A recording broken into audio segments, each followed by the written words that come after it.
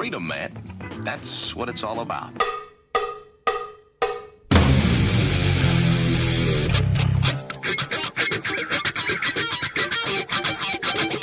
You've got to groove on freedom, like the good book says.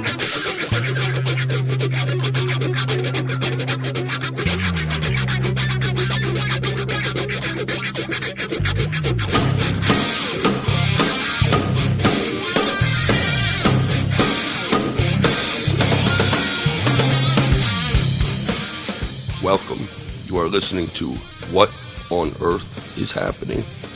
This show will discuss the topics of human consciousness, mind control, natural law, the occult, and all issues that affect the freedom of the people of Earth. What on Earth is Happening will endeavor to shine light upon the darkness of our world and to offer empowering solutions to the problems we face as humanity approaches its critical moment of choice. And now, here is your host, Mark Passio.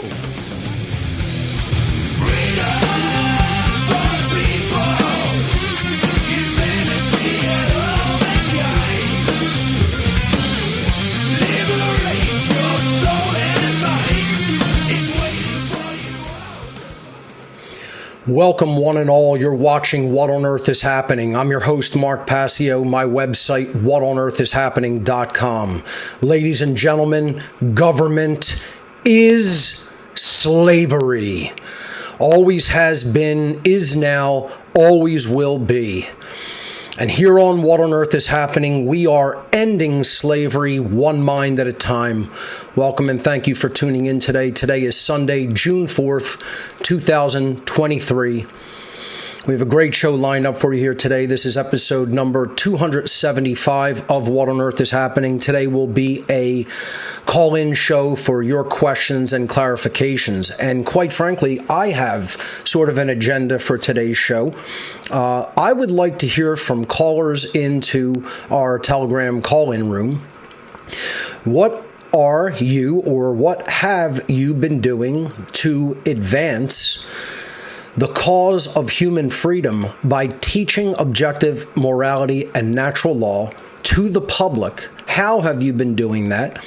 How long have you been doing it? What are the challenges involved?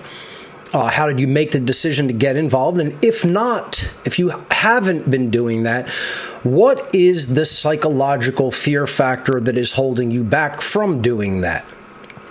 Is it a matter of fear of being out in the public? Is it a matter of not thinking that you know enough? Is it a matter of not understanding technology enough to do those things? For the actual how-to, the hands-on aspect of it?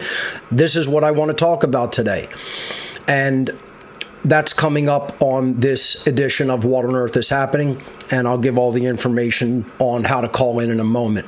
Let me jump over to my slides and go through some housekeeping announcements, and then we'll get to your calls. All right.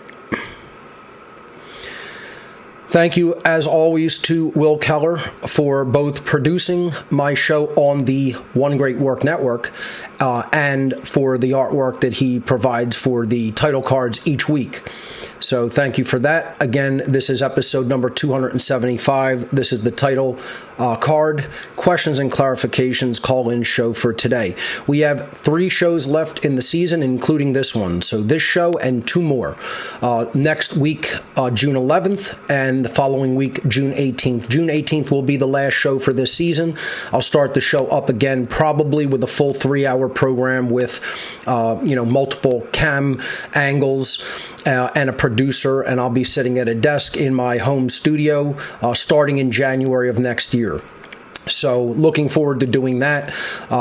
Probably meet up with my producer several times. We'll run some tests and, just talk about the attack plan for the full show next year, going back to 3 hours and back to a full studio production. Again, this season I've been taking it light and just producing in my own chair here at my desk in my office because of my recent move to a new actual residence, and all of the associated time and energy that it took to do all of that. And that still isn't completely finished. I'm still putting in a lot of hard work every day to get things that need to get done here done. I have to move my books over from the storage where they're at right now and set up my home library to have my books shelved again instead of in boxes. So that's going to be a pretty colossal effort considering the size of my book collection. But I need to do that knowledge justice and get it back in a decent condition and, arrange it, categorize it, etc. That's going to be a pretty colossal task that's probably going to take me the better part of a week. So, again, behind the scenes, I do things like that. I work on my research for my upcoming presentation. That's in the works, obviously. Going to be delivered in October, and we'll talk about that in a moment. So let's go through some housekeeping before we get to your calls. Again, we're on a 2-hour format. That's going to change next year. We'll still stay on a 6-month schedule from January through June. We'll go back to 3 hours on Sunday, starting in January. The How to Become the True Media seminar for 2023 is going along well with enrollment. So I'd like to see even more people enroll. And I talked about this last night on the Hitchhiker's Guide to Truth podcast with James Cordner. We focused entirely on how to become the true media, how it came to be, what it entails, and why it's important. And I'll talk about some recent interviews. I'm going to be posting a slew of recent interviews that I've done, many of which are not quite released yet and not posted certainly to my website, but I'm going to be listing those in a moment. So how to become the true media, you can still enroll. You can enroll for exactly one more month, about 30 more days. We are going to cut enrollment off on July 4th. Today is June 4th, so you have exactly 1 month if you want to enroll in this fantastic seminar that's going to teach you everything you need to know about how to become the true media. If you don't know the mechanics, if you don't know the tech, this is the seminar that you need to take. If you're a Luddite, or what I like to call a Luddtard, then this is the seminar that you want. This is the seminar that you've been missing. Don't be a Luddtard. Learn the technology. It's not that difficult. It takes a little bit of a learning investment of time and attention and patience and persistence. Those things are required. However, if you are willing to make a decent investment of those currencies of the spirit, then you will get a reward on that investment, and you will understand how to disseminate the truth of what's really going on in our world, and how to disseminate the truth of objective morality and natural law. And that's what this seminar is designed to put those tools into your hands, to put that in your tool set, your tool belt, so that you have that at your disposal to utilize for the right purposes. So How to Become the True Media 2023 is an online technology skill sharing seminar. It is 23 weeks of 3-hour courses, one course a week for 3 hours for 23 weeks. This is hosted on the Telegram platform, the same platform that my call-ins are done through here on What on Earth is Happening. And this takes place every Monday evening from 8 p.m. to 11 p.m. Eastern U.S. time. It starts Monday, July 10th, and it ends Monday, December 11th, 2023, for a total of 23 class sessions. There is limited space available in the seminar. Enrollment has been open since April 1st. It will close on midnight of July 4th, 2023. For more information on this awesome upcoming tech seminar, which is not just about technology, by the way, you can visit howtobecomthetruemedia.com. How to Become the True Media is not just about technology, ladies and gentlemen. I talked about this last night on the podcast that I was interviewed on with James Cordner, and I was explaining to people that this is a life skill technology. It's not just a computer skill technology. This is for people that not only don't understand technology and how to use it for the right purposes in the world to change our world for the better, but it is a seminar on life skills. It's a seminar about discipline. It's a seminar about self-betterment. It's a seminar about requirements for freedom and fulfilling those requirements, not ignoring them, not wishing that they magically are fulfilled like some pie-in-the-sky dreamer, right? And that's what many people are. Many people who are associates and even friends of mine. And many people that I've talked to, via email, via discussions, so many people simply believe this problem somehow of human slavery and immorality in our world is somehow going to just magically work itself out and correct itself through osmosis, through magical evolutionary processes. And this is part of the New Age bullshit mindset. It's a part of it. Whether you subscribe to the whole age, New Age bullshit mindset, the whole of it, right? The whole thing, or you buy it into it piecemeal. And this is one of the things I also want to talk about today. And again, we'll get to the calls when we get to the calls. If I want to rant a little, I'm going to rant a little bit, okay? I just see people all over the place who have not woken up all the way. They're half-assers. They're piecemeal. They think I'm just correct about a little bit of the things that I'm talking about here on What on Earth is Happening. And then other things, I have my head up my ass and I don't know what the fuck I'm talking about. And I'm telling you, basically, here on What on Earth is Happening, if I speak it, I understand about it. If I don't understand anything about it, or I'm on the fence, I'm just going to tell you, I don't really know anything about that, or my, understanding of it is limited to a certain aspect, and I'll just keep my mouth closed and say, I don't really know. I'm not humble in what I know. If I know something, I've vetted it with the trivium process, and I know it definitively. And if I don't know it, and I haven't done that vetting process, I'm not going to pass information along regarding it because I simply don't know the truth of the matter. And that's called being a realist. That's not being some bullshit, fake-ass, humble ass that goes, I just don't know. I know that I just know nothing. And there's an infinite amount more to know, so I just got to say I don't know anything. That's bullshit. That's New Age bullshit is what it is. I know quite a bit about quite a bit, quite frankly. And I'm not going to be humble about what I know. I'm going to tell you if I know it. Because there is such a thing as the truth. The truth is discoverable. The truth is knowable. This isn't some magical fucking process that, is some wild-eyed dreamer's thing about, you can never really understand anything about anything. That's bullshit solipsism and New Age bullshit is what that is.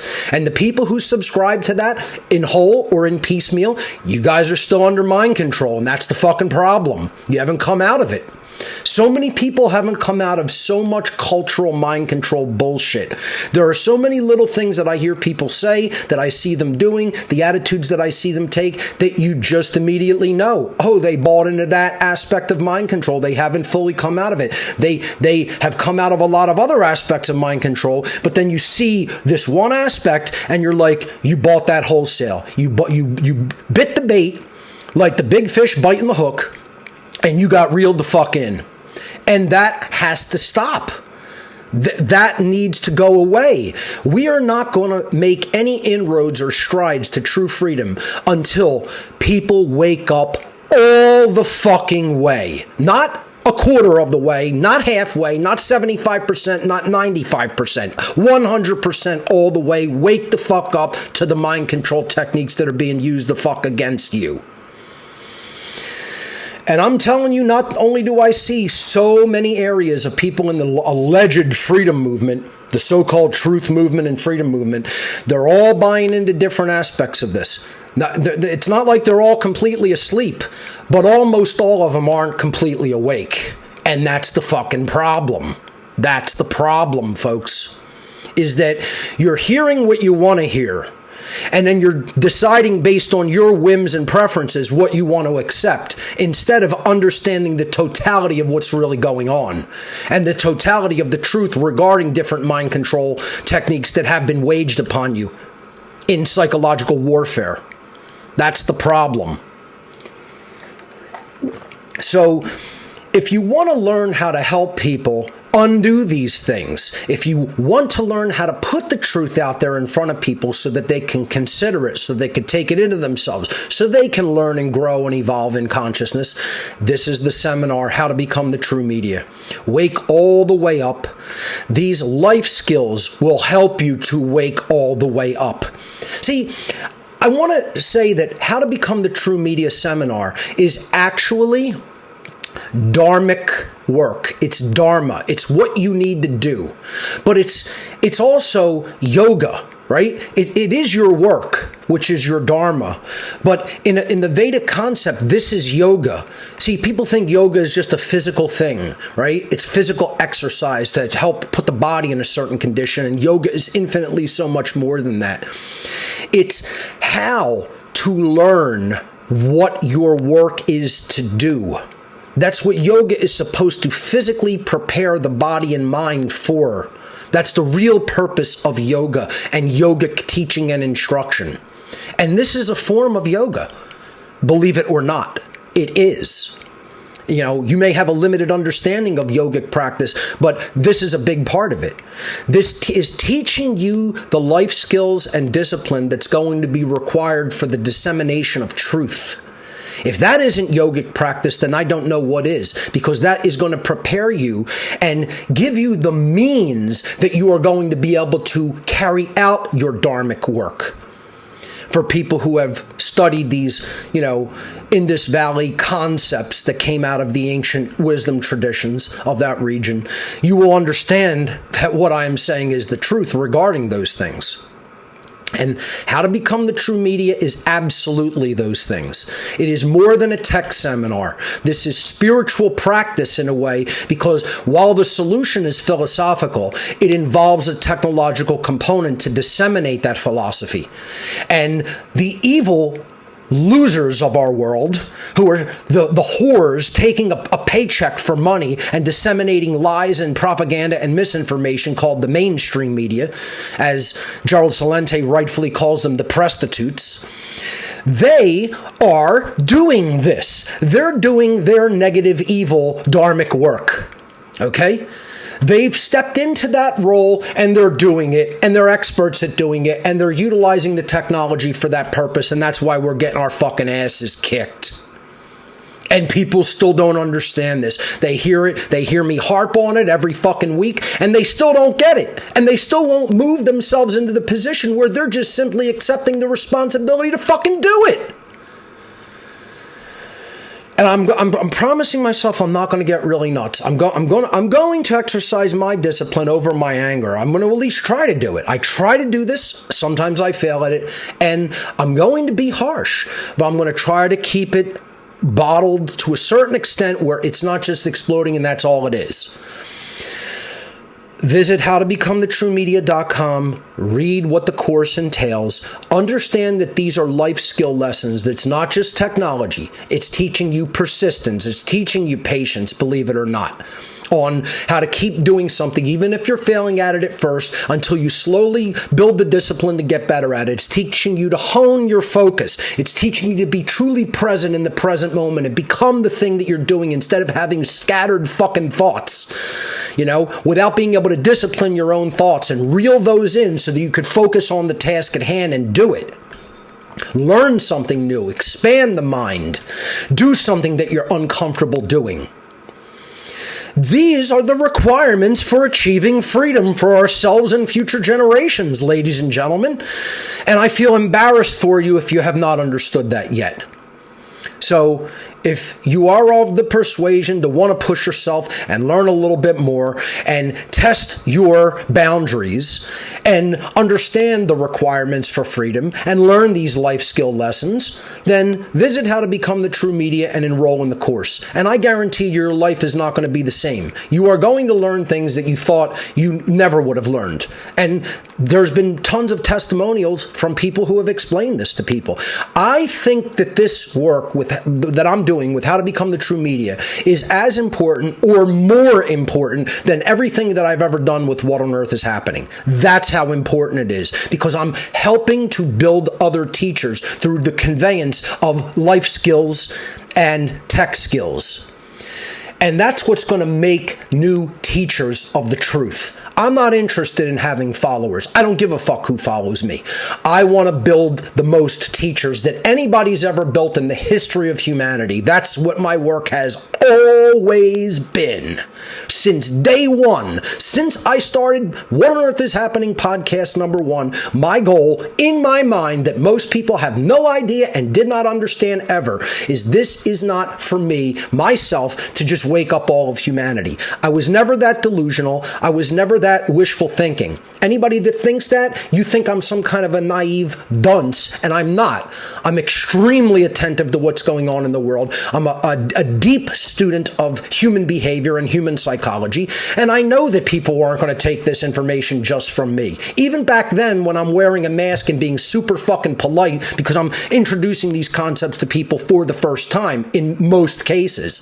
Now, I'm infinitely more harsh and more of a bitter prick in quite frankly, in most cases, because I've said this shit a million times and people still aren't fucking paying attention.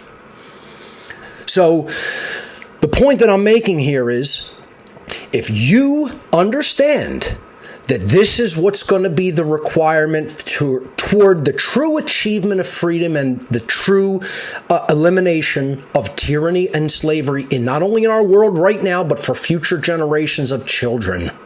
That's the thing that kills me and murders my heart. I said on the show Hitchhiker's Guide to Truth with James Cordner last night that I recently wept almost uncontrollably, where I had to really exercise discipline to reel in my sadness.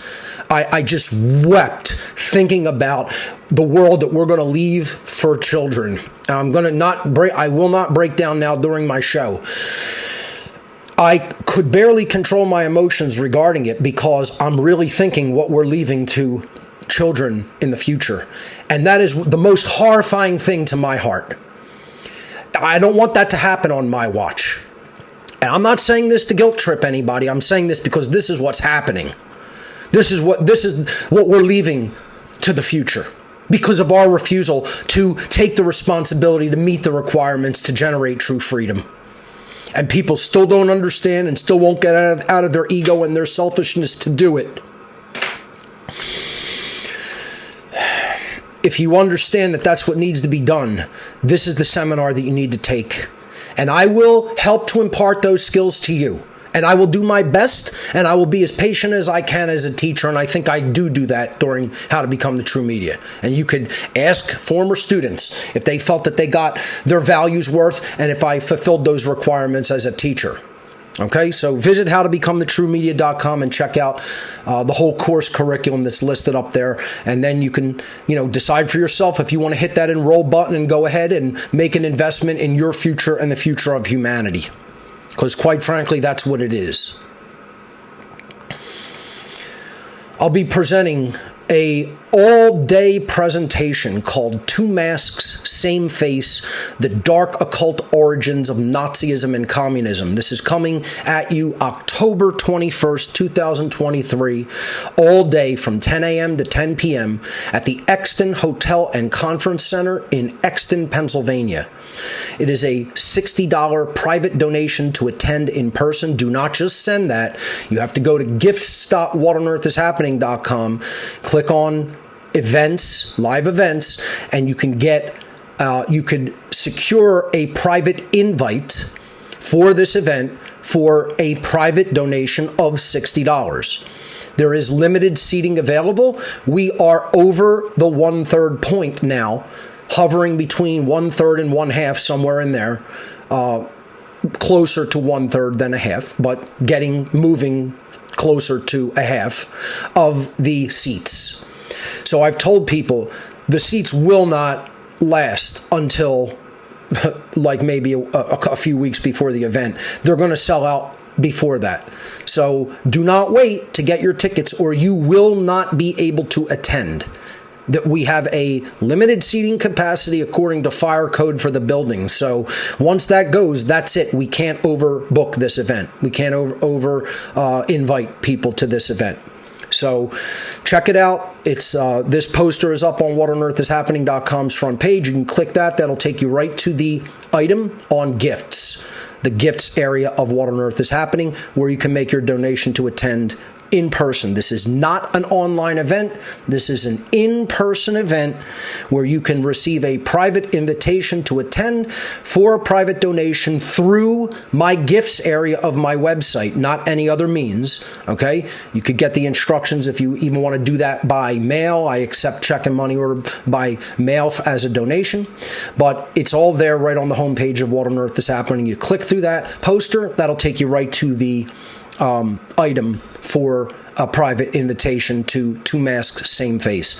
I'm going to hit people really hard with the information in this seminar, a lot of which they never will have heard or discovered, and I'm going to trace the connections of the origins of these alleged political parties, which they really are factions of a unified religion of dark occultism. And I'm going to trace both the people and the organizations, the occult groups and think tanks that led to the creation of Nazism and communism, and the actual occultists themselves who did that, and presenting that from a historical context and perspective, and helping people to understand that these imbalanced and extremist so-called political views are actually extensions of dark occult ideology. So that's what Two Masks, Same Face is going to be about. I think people are going to thoroughly enjoy it, and I think this is going to be one of my contributions to the great work, on the order of something like my Demystifying the Occult seminars or my What on Earth is Happening, my Natural Law seminar. So you're not going to want to miss this. October 21st, 10 a.m. to 10 p.m., Exton Hotel and Conference Center in Exton, Pennsylvania. Secure your private invite at whatonearthishappening.com. Tickets are available now. They will be there until they sell out. They will be available until we don't have any more invites to give out. So don't get locked out of it if you want to attend. Get your invite today. I'll be taking part in Freedom Under Natural Law Conference coming up on June 24th and 25th. I believe this is the third Funnel 3, Freedom Under Natural Law 3 conference. And the theme this year is the Trivium. I'm going to be presenting, I've made the decision, I'm going to be presenting the true 7 deadly sins. That's going to be my presentation for Funnel 3 this year. Coming up later this year, there is the Seed 5 conference, and that's going to be advertised shortly. And basically, I'm going to present there the critical role of technology regarding human freedom. So that's the tentative title. It's not locked in stone. I'll work out an actual title at some point. But that's what I'll be presenting there. For this conference, Funnel 3, I'm going to be talking about how we derive the 7 deadly sins from an understanding of the Trivium. And it's not complicated. It's actually quite simple. So that's going to be my presentation, The True 7 Deadly Sins. And again, this is June 24th and 25th. An absolute who's who of speakers on the event. You can read them there on the poster. And very much looking forward to it. If you want to learn more about this great event coming up, visit freedomundernaturallaw.com. Once again, the website, freedomundernaturallaw.com. Funnel 3, June 24th and 25th. Before I even get into One Great Work Network, let me talk about some of the One Great Work of others. And I just want to let people know I will be posting these recent interviews. I've held off on doing that in at least 1 or 2 cases that I think they're released, but other interviews will be released very shortly. So I was interviewed by Derek Brose when I was down in Perry, Georgia at the Georgia Libertarian Party Convention, where I spoke and delivered my Government is Slavery presentation. I'll be seeing how the audio came out for that and making an edit to release a video on that. That'll be in GIFs first and then released publicly. I'm going to publicly release this week my presentation that I gave at A.R.K back in February. It's going to be the Anarchy and the Occult Part 3 presentation, which is going to be released for free right now. That's exclusively available in my gifts area, but I'll be posting the video publicly this week. And the other things that I'll be posting the interview that I did with Derek Brose down in Perry, Georgia. Of course, Derek from One Great Work Network and the Conscious Resistance and the Greater Reset, not the Great Reset, the Greater Reset. I was interviewed on the War Mode podcast, and with Billy and Andrew, and that is going to be released, if it's not already released, very soon. So I'll be posting that podcast. That went very well. And I was also interviewed by Max Lowen of Unbroken. That'll be released shortly. I'll be posting that once it's released. Crypt Rick interviewed me on his show a few days back. So that interview will be forthcoming shortly. I was on the Free Thought Project this week, and that was an awesome interview. Jason and the other host, his name's slipping my mind right now, I apologize, but Free Thought Project interviewed me, and that interview went very well. I mean, that was a really good one, and their work is top notch. So that interview, again, if it's not already released, will be forthcoming very shortly, and I'll post that one. And again, as I said earlier, I was interviewed on Hitchhiker's Guide to Truth with James Cordner last night, live. That went very well, and I was feeling a little under the weather, actually, it was a short form interview, a little over an hour, but the content of that interview, I'm very happy with what we discussed and what I got into. So you're not going to want to miss that one. And again, I'll be posting all of these on whatonearthishappening.com in the news section shortly. I've been doing a lot of work behind the scenes, a lot of interviews, more on the way, more coming. I am cutting off interviews until the end of the year just to prepare for my presentation. I have to do it. So I took this little bit of time in this window to do a bunch of interviews.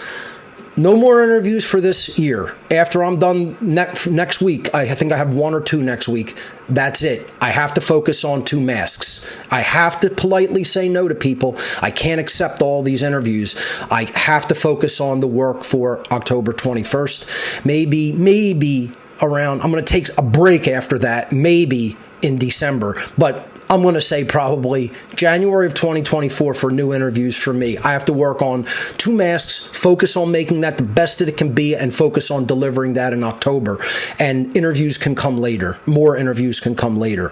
I have to prioritize, and I have to conserve my energy for that. So it's just what it is. Please understand that. And, we could set up some more interviews with other people starting in January, when the new show format starts as well, which I'm actually, should all things go fairly decently and, the setup of all that go well and my life be moving in a halfway decent direction, I'd be looking forward to What on Earth is Happening next year. Sometimes I look at it like I don't really want to continue doing this, but I have to keep pushing this, putting the work out, telling people what I'm doing, getting them interested in how to become the true media and doing this work for themselves. The importance of that has to be stressed. Your action has to be stressed. If you're not taking action like that, you're part of the problem. Taking action like that is becoming part of the solution. And that's why I have to emphasize things like how to become the true media and One Great Work Network. So if you want to check out content creators who have stepped into the role of taking action in the world to put forward objective morality, the truth about what's happening in our world regarding human slavery, the immorality of government, mind control techniques that are waged against the population, and of course, natural law, you definitely want to visit One Great Work Network. Over 70 content creators of that persuasion on the network. We're going to be adding more shortly. And please support these content creators. They need your support. They need your generosity so that they can continue and grow and advance their own work. So please donate to the great content creators on One Great Work Network if you are able to do so. OneGreatWorkNetwork.com is the website. Of course, we're simulcasting What on Earth is Happening here every Sunday, January through June. Definitely check it out. You won't be disappointed at the incredible content on OneGreatWorkNetwork.com. My band.video channel is up at band.video/channel/Mark-Passio. I'll keep advertising this through this season, and I am going to be adding to it. I have not gotten a chance to do that. I'm going to post my last natural law seminar video up there. After I do that, I'm going to attempt, while How to Become the True Media is going, to at least put a little bit of exclusive content up there. Maybe we'll even talk about how to become the true media. Maybe I will put on band.video some students of how to become the true media. That sounds like a good idea. And I'm going to do this all in-house in a comfortable environment at night, right? It's going to be literally like a fireside chat, okay? And it'll take place in my library, with a person in person at my home during the evening, where we sit and have a talk and broadcast that talk. And that's what I'm going to be posting to band.video in the near future. It's not going to be in the immediate sense, maybe a couple months from now, a few months from now. We'll see how things go. But that's my plan for exclusive content on band.video. That's going to be distinct and separate from What on Earth is Happening content. All right, so that's coming. Please be patient. It will come to band.video. Don't Tread on Philly hosts its second Wednesday happy hour on the second Wednesday of every month. This is a social meetup for people concerned about the loss of human freedom. 6 to 9 p.m. on the second Wednesday of the month. So let's see, that's going to be coming up on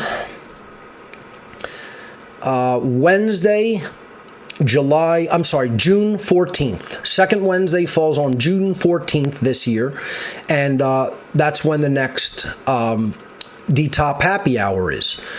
This takes place 6 to 9 p.m. second Wednesday at The Dive. The Dive is a cool bar located in South Philadelphia in the Bella Vista section, 947 East Passyunk Avenue. This event is always free to attend. Always great people come out. We have awesome conversations, people network, and discuss everything freedom related. Check it out at don'ttreadonphilly.com or their Facebook page, Don't Tread on Philly. The Inquire and Inspire documentary movie nights is on the third Thursday of every month. Now, this month, I will not be able to attend Inquire and Inspire. I'm disappointed that I'm going to miss it, but I will be at PorkFest during that week. Or no, I'm sorry. That isn't true. I'm looking at the calendar. The third Thursday, since June 1st fell on a Thursday, the third Thursday is the day after the second Wednesday. So it is June 15th, so I will be attending. So that's great. I don't have to miss it. But I am also going to be going out to PorkFest from probably around the 21st through the 25th. So looking forward to attending PorkFest for the first time this year. Have never been to one. Really looking forward to going. Should be a fun time. And, I'm going to be hanging out with people there at their campsites and, hearing the conversations, participating in the conversations, and see what people are getting into out there at this year's PorkFest. Porcupine Festival, it's a big summer event, freedom-oriented in New Hampshire. I don't have all the official information, but I'm sure if you just search on any search engine and type P-O-R-C, Fest, as in porcupine, you'll get all the information that you need. So, going back to my slides here, Inquire and Inspire documentary movie night, third Thursday of every month, 6 to 9 p.m. Free for everyone to attend.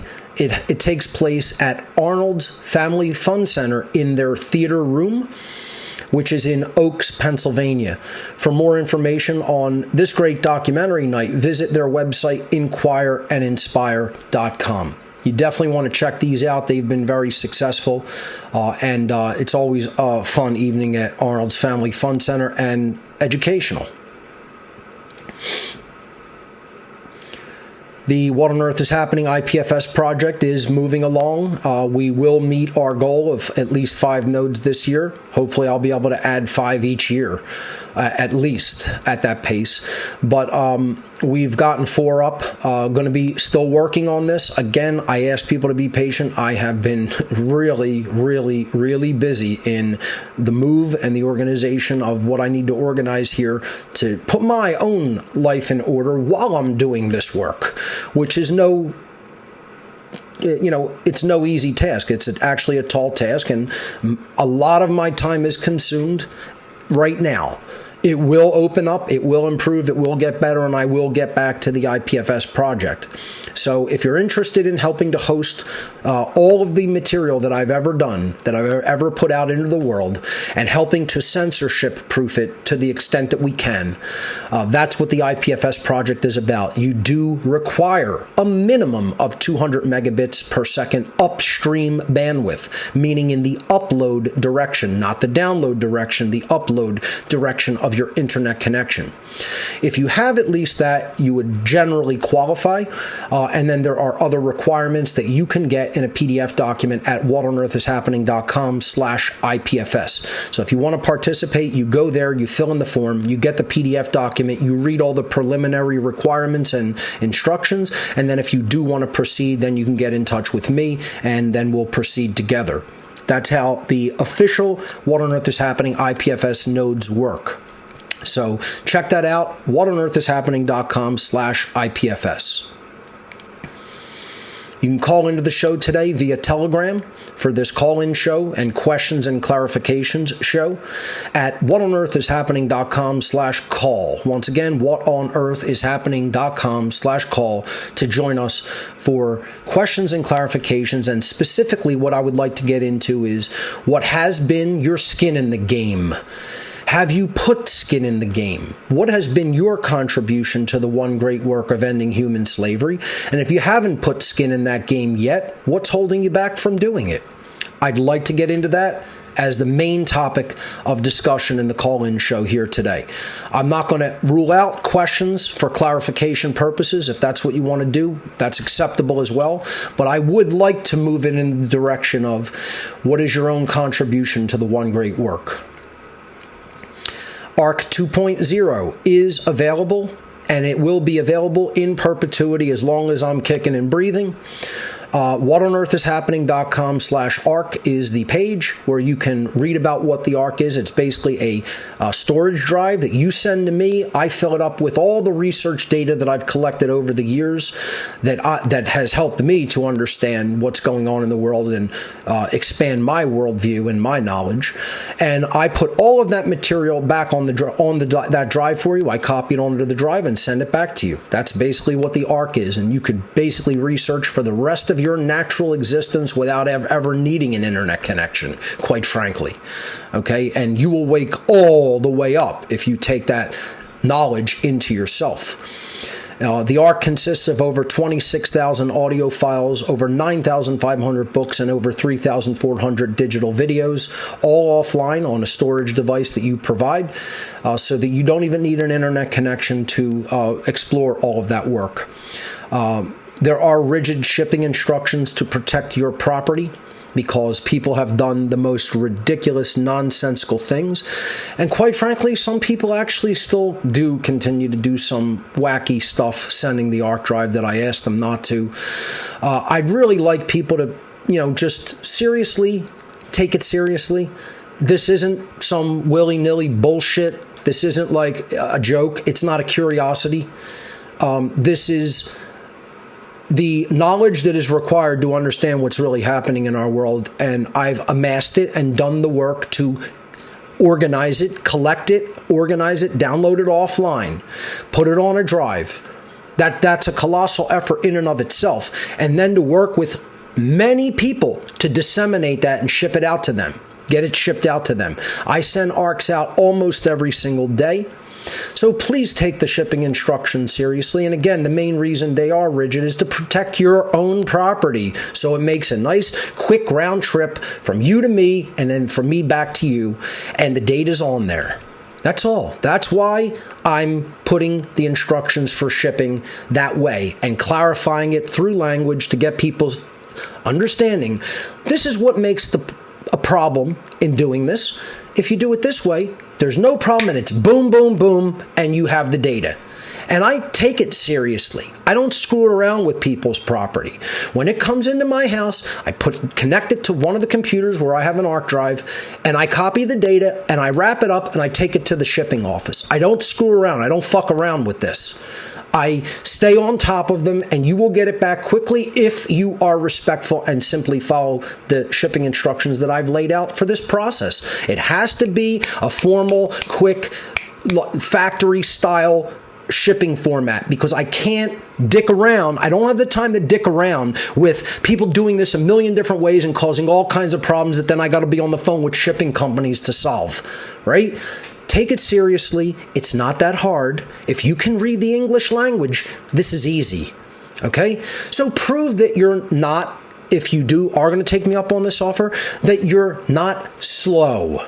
Okay? Prove to me that you're on the ball and you're quick on the uptake and you understand the English language. That's all I ask. And then all of the research data that I've amassed over all this time is going to be available unto you offline without an internet connection, that you can just research it at your own leisure. I think that's a pretty good deal for just following a couple of pages of instructions in a document. Okay? So that's the ARK offer, whatonearthishappening.com/ARK. If you want to get hard copies of the information that I've put out in the form of presentations on DVD or flash drive, or if you want promotional items like men's t-shirts, women's t-shirts, also ancillary items like buttons, stickers, coasters, keychains, etc., or perhaps all of my work on one solid-state drive, the One Great Work Collection solid-state drive, you can visit gifts.whatonearthishappening.com. This is the gifts area of my website, and you can make a voluntary donation to receive a free gift. You know, the gift is sent to you. It's not, you're not paying for it. You're giving a donation to the cause, and I'm sending you guys a gift. So that's how gifts.whatonearthishappening works. This helps continue the work here at What on Earth is Happening and One Great Work Network. That's what this endeavor is for. It's a free interchange of voluntary donations, in the form of resources, and then you can get a gift for your own education, the education of someone else if you want to give a flash drive or a DVD to them, and promotional items to help promote this work that I do here at What on Earth is Happening. So that's gifts.whatonearthishappening.com. If instead you'd prefer to make a straight donation to help the What on Earth is Happening and One Great Work Network causes, you can visit whatonearthishappening.com/donate. You can donate via technology wish list items. I do have one new item up there. It's something that is going to be required for the production of the show coming next season. There is the ability to donate through some electronic means such as Cash App, GPay, and Wise, and there are I think there are exactly 9 cryptocurrencies that I accept on the donations page, the same ones that I accept on gifts, and then there is the ability to even send a check or money order via physical mail. So all of those donation methods are available at whatonearthishappening.com/donate. That's all the housekeeping announcements and rants that I have regarding those today. So let me jump over to our callers and see who is holding on the line. Give me a minute. I'm just going to clear my slides out here. And we have plenty of people holding. So let's go to Fred Gingras. Fred, member of One Great Work Network, and I'm going to be on his show coming up this week. Fred, you're live on... I'm sorry, I got to get my headphones on before I can talk to anybody. Give me a moment there. All right, Fred, you are live on What on Earth is Happening. Welcome to the show. Fred, you are still muted on your end. Please unmute yourself, and then I'll be able to hear you. So will everyone. All right, Fred, you're still muted. I don't know if you're having audio difficulty. I'll come back to you, and we could talk about our upcoming interview if you want. Let's hear from Zachary. Zachary, you are live on What on Earth is Happening. Welcome to the show. Please take note, everyone, if I unmute you and call upon you, you have to unmute yourself. I can't unmute your microphone. You have to hit the... Hello. There you go, Zach. How you doing? Hi. Hey, Mark. So you want a society where people are more independent, but for the transition to occur to a society where people take responsibility for themselves, most people in advanced societies, technologically advanced societies, would not be able to make that transition. And as a result, there would be a mass die-off. Most people wouldn't be able to adapt. How do you account for that, and what are your opinions on that? I'm sure you've already thought about this. So if that were to occur, which I don't necessarily agree is something that must occur, could something like that occur because people simply cannot bring their mind into what I call cosmic adulthood? Yes, that is possible. So why fear it? Why, if that were to be the way the human evolution has to progress, is that something that should be feared, or is that something that should actually be welcomed almost with open arms? Like, if humanity doesn't do the things that does push it forward evolutionarily, do people actually deserve to prosper and or even survive? We are right. Natural law is always functioning perfectly. This is the thing I have to keep going back to and re-emphasizing over and over and over again, right? The natural law of consequence is always and forever, in every single solitary millisecond, providing back to us exactly what we require and need to actually move forward evolutionarily. All of this slavery, all of this tyranny is actually, if we're conscious of why it's been generated, can actually drive humanity forward to a better place in consciousness. I know that it did for me, right? I had to experience the discomfort of understanding that my freedom is completely curtailed or crushed, to be angry enough and motivated enough to speak out against it and try to reverse that condition. If people don't perceive it, they're not conscious enough to perceive it. Look at what has happened to people who just accepted and weren't conscious of tyranny in the past. Were they not exterminated? Were they not recycled back into source? Right? First of all, the fear of death is where slavery starts. You have to not be worried about going back into the source consciousness. It's probably happened to all of us thousands of times. Okay? More likely than not, consciousness gets recycled in various multitudes of forms. Okay? That's how everything works when it comes to pure consciousness in this holographic projection of reality that is actually mind. It's actually universal mind. There is really nothing but consciousness, and this is actually a construct for learning and growth in consciousness. It really can't be any other thing from a baseline perspective of creation, because then you have to argue the point that something can magically be born out of nothing, right? If you believe the whole Big Bang theory that scientists tell people of, just give us this one miracle and then we'll explain everything that comes after, So the fear of death is what has to be purged. And if evolution demands a die-off of humanity, then so be it. But I don't think it does demand that. I think it demands attention, intelligence, care, courage, right action. Yeah, but you and I both know that a very small percentage of the population has the capability to switch to what you're talking about. I don't agree I do not agree that is their nature. That is their current condition. Is it possible with colossal effort to work a human being out of that condition? Have you never seen a fat, slovenly slob of a human being transform their body into chiseled muscle because of their willpower? Is that not possible? What's the statistic on that? It's rare. But if the person turns their will to it.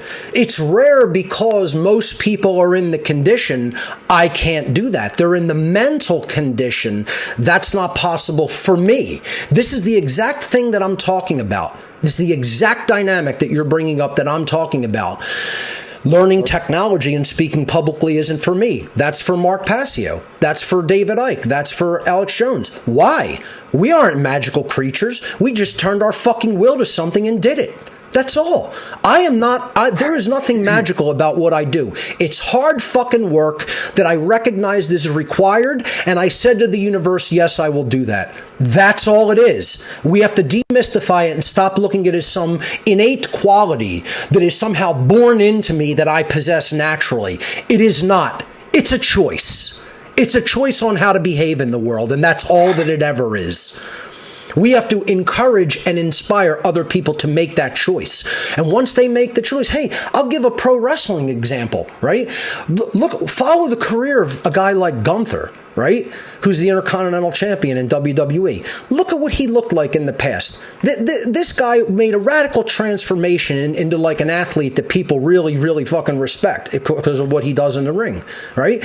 And again, yeah, wrestling is all scripted, you know. It's not quote unquote fake because these guys sustain real injuries for the acrobatics that they do to entertain the crowd. But it's like, look at the transformation of this guy compared to where he started. Yeah, and you could look at that in anything. You could look at somebody who trained to be a pro fighter or a wrestler or a car racer or somebody who just does their job really well. I mean, it could be something as mundane as somebody taking a job as a manager of a restaurant and just transforming the restaurant from something that really sucked and people didn't want to go and spend their money at to something that's prospering and people enjoy.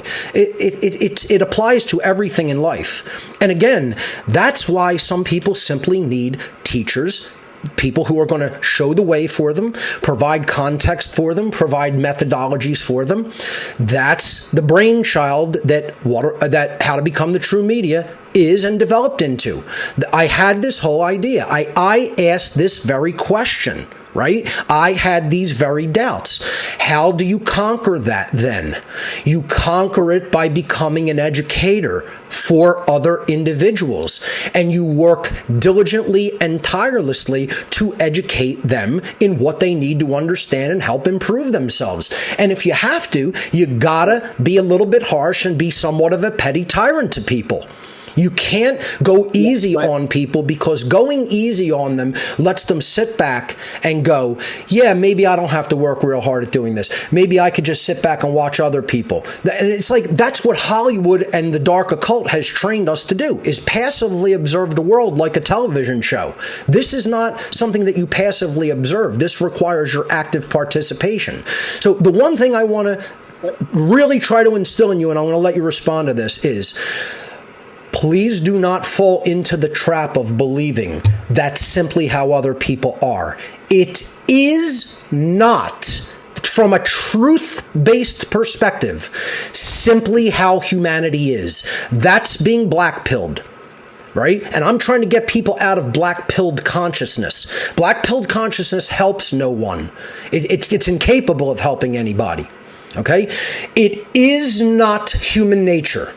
That's a truth statement. That's not a statement of opinion. That is not my opinion. The way that people currently are in the world is not the nature of human beings.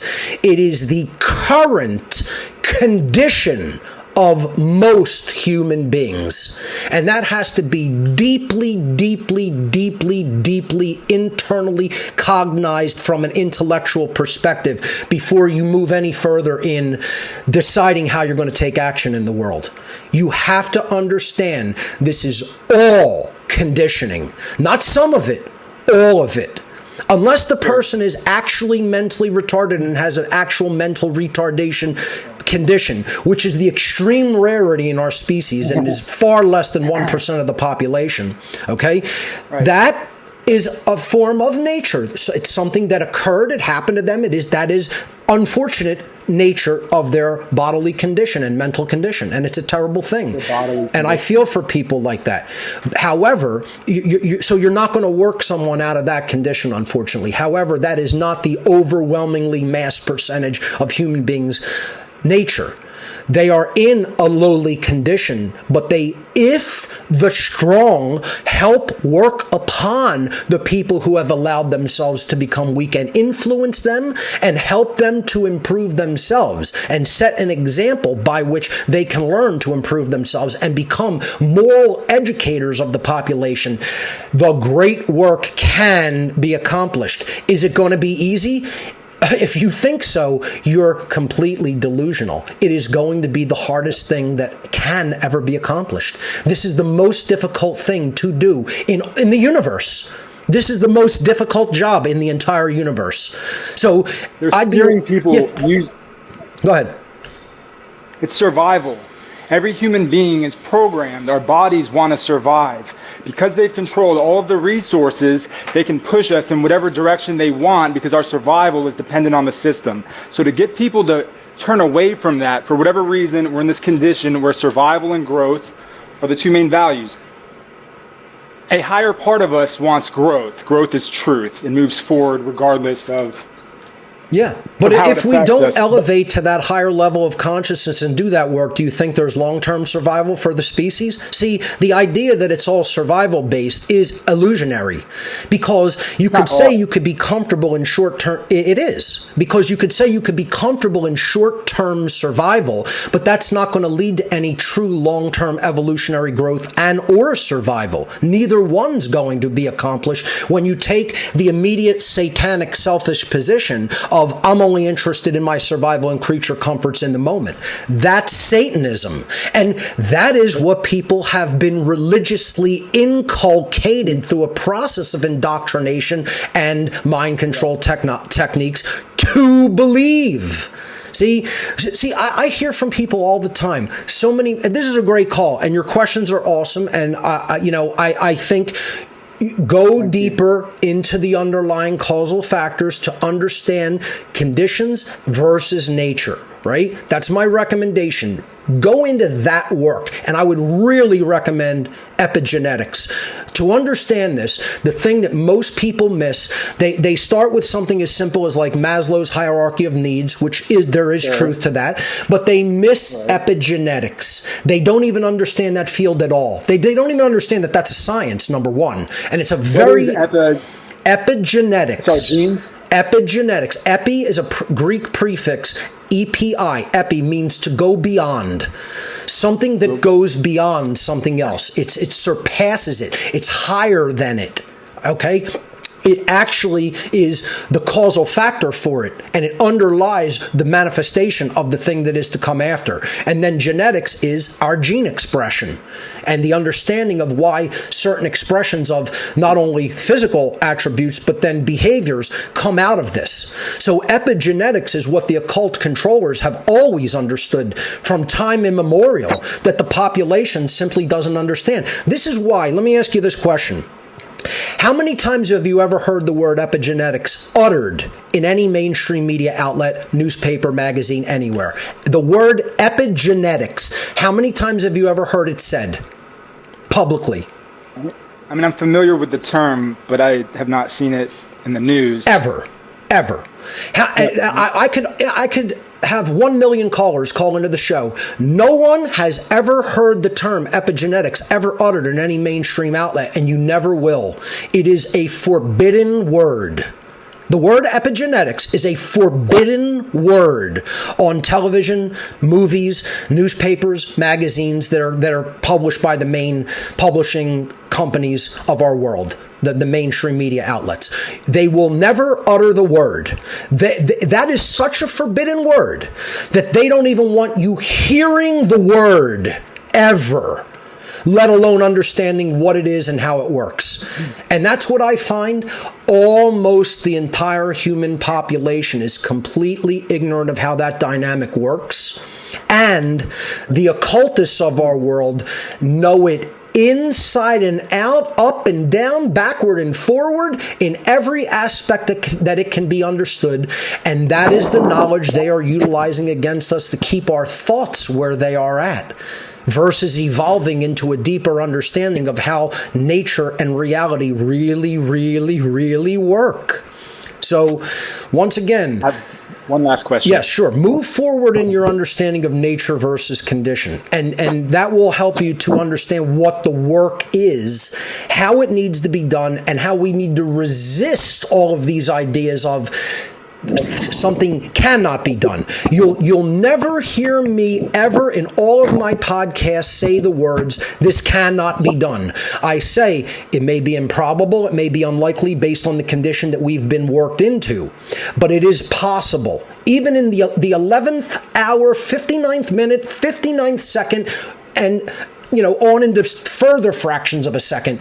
It's possible because it's a choice in the moment. It's a choice in the eternal now that people have to make for themselves, because they have to make the decision, I'm worth more than this. I'm not going to allow this. And let me tell you how quick the decision can be made. Here's the word, no. It could be made that quickly. That's the word of all power that reverses everything, that turns everything around, is that one lost word, that one lost vibratory syllable that most people will not say no to evil. So go ahead, I'll let you continue, finish up your thoughts. I'll just finish up real quick. It's beautiful what you're saying. I really do believe, I came up with a term for it, compulsory retention. It's when people are compelled to hold on to narratives or instruments that are supposed to bring them to another goal. Like a guy has a bad boss. He can't quit because he has to pay rent and he has to do this and he has to do that. They have taken away the option for no. They have taken away the option to think critically and make decisions based off of your own and the group's actual best self-interest. Okay. For people who do wake up, I understand that perception, right? They haven't taken it away. It's still there. I mean, they do. It's still there. Even if someone, they've mentally influenced almost everybody to abandon that option because they want the short-term benefit that goes along with not saying no to it. Could someone still consciously, through their free will, say no anyway and say, I don't care what the short-term discomfort is going to be. I'm going to accept that short-term discomfort, even if it means my life gets turned the fuck upside down in that short term. The short-term discomfort has become a gun to the head. Well, I think that it is still possible for people to just say no. It doesn't mean that you'll die. It means you may be poor for a while. You may suffer. You may not have food. You may have to eat a limited diet of extremely cheap nutritional quality food, poor nutritional quality food. That is, you may have to go into pauperhood, a pauper. Okay? You may have to go out and beg for shit on the street, maybe. I don't know. You may have to be dependent on charity. But every person can exercise the option to say, I'm involved in something that I know is evil and I'm not going to fucking support it anymore. You may have to suffer. Oh, fucking well. And it's not that I don't have compassion for people that have worked themselves into that condition, but guess what? They work themselves into that condition, and it's their responsibility not to continue to do harm and work themselves the fuck out of that condition. It's my responsibility to help inspire them to do that because it's the correct and moral thing to do. It's not my responsibility to say no for them. They have to do that no matter what it does to themselves in the short term. I'm sorry, but that is the eternal truth of the matter, that people have to just buck the fuck up and acknowledge. Nature demands this of us. Good demands this of us. Evolution of our species demands this of us, and quite frankly, whether anybody's comfortable with the term or not is meaningless. God demands that of us. the creator of the universe, is demanding that modality of consciousness of human beings, and that is the controller of evolutionary development. And without fulfillment of that requirement, this species is going bye-bye, and the universe will not miss it. You think this hasn't happened on innumerable, countless other planets? Species like ours are here and gone because they refuse to make that decision. In probably every second that the universe exists, another species somewhere goes extinct. That's how bountiful with life the whole universe is. And if we think we're special and we're exempt from those conditions of nature, once again, it's delusional thought. So, profound points that you brought up, brother. I mean, like, really good stuff for people to ponder and think about. And I would suggest to everybody, really hear my answers in that one, because those were some good questions and a good call. So, Zachary, thank you. You are a very real one. Thank you for what you're doing. Thank you, brother. Have a good one, man. You too. Goodbye. Let's hear from Kat Waters of One Great Work Network. Kat, welcome. Hey, Mark. How you doing? Yeah, pretty good. So yeah, I just wanted to kind of comment off of what Zachary just kind of said. Sure. And the idea, that like a whole bunch of people, like a lot of death, is going to happen for people that can't make the transition, and they just don't have what it takes to, I guess, clean themselves up. In a way, is kind of like, it's kind of denying natural law and saying that if I follow natural law, it's not going to like guide me or give me the feedback that I deserve, which is exactly like the way the man-made system that they have followed has done to them for so long. It's like, I mean, natural law, is the path and the way, that is going to give you the legitimate feedback, the true relationship, completely unlike the man-made system that's literally duped and robbed and, sleight of minded people for decades, which is, like how we, ended up here. That's right. You know what, Kat? It's not even, it's not even a matter of faith, right? It's not, I was going to say it's almost like a leap of faith. It's not. We would see the result if we make the decision to step into the slipstream of natural law. We would actually see, if people did it in mass, do you know how quickly things will transform? They would transform such that there wouldn't be a lot of immediate short-term suffering if more people made that choice. The problem is so few people are making that choice that we're bringing upon ourselves a negative harvest of our souls and our consciousness, quite frankly. Right. So the masses of people that would, possibly be the die-off that Zachary was talking about. It's kind of like, well, that's what you did when you didn't follow natural law. And I'll go further. They'd bring a lot of good people into that mass die-off with them. And I still would not fear it. I may not be insulated from the physical consequences of the collapse that may be inevitably coming. Who knows? I'll do my best to survive it and navigate it, but you never know what the situation is going to be that could bring your demise physically. So am I going to live my life in fear of that? No way. Like, this system is so colossally evil, it must come down. It can come down in a controlled way by which we're simply bringing it down ourselves and saying, no more of this. I'm saying no, we're going to transform our society. We're going to have a system that is going to be able to bring about the support that people require for it not to be catastrophe and die off. That's possible. That's a choice, right? But if it does have to go all at once with no safety net, so be it. I don't fear that eventuality either, because that's what's necessary and required. Right. See, that's like a denial of natural law, in that, people think that they're going to escape the consequences of dissing natural law for decades. So long. This is what we've created. This is the bed we've made. And now, hey, humanity, we got to lie down in it. Oh, well. My attitude is not one of immense sorrow for that happening. My attitude is, if that's what has to come, that's what has to come. Oh, well.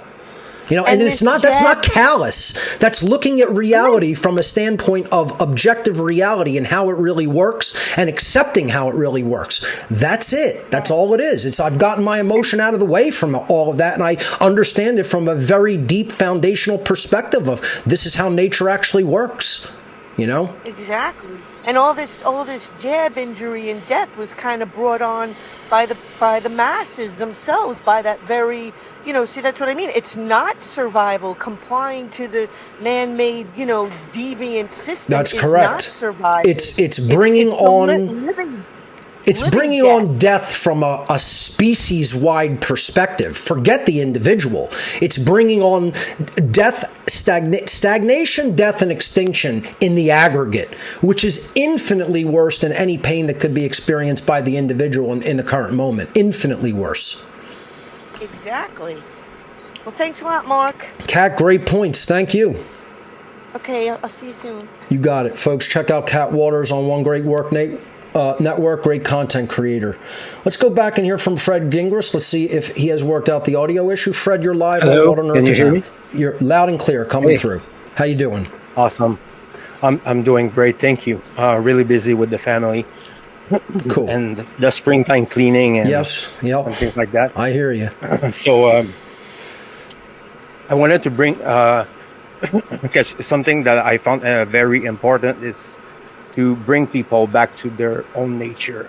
And in order to do that, I think that we must inform people about mind control. Of course. And the it's so wide, it's so big.